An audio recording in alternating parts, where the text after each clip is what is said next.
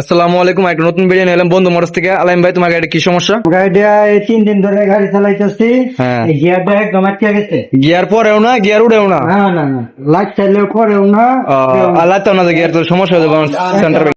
TVS metro plus গাড়ি gear উড়েও না, পরেও না, লাত্তাইলে পরে না। বড় ভাইটা আমার নিয়ে এসে গাড়িটা মুকসুল ভাই, গাড়িটা কি প্রবলেম, গাড়িটা কাজ করে দিন। আমি বলছি ভাই এটা আমারই সমস্যা না, এটা সার্কিল জায়গা থেকে ফসে গেছে থেকে এই প্রবলেমটা করতেছে। ভাই তুমি কাজটা করে দেবো। মূলত সার্কিল ফসে গেছে থেকে এই সমস্যা। আসলে এটা সমস্যা না, এটা আপনার মিস্ত্রিরা দেখলে এটা ছাইরা দেয়। এটা হলে আপনার চিন্তা ভাবনা করা লাগবে না। এরকম পরে এরকম সমস্যা হয় মেট্রো প্লাস গাড়ির, চিন্তার কোনো কারণ নাই।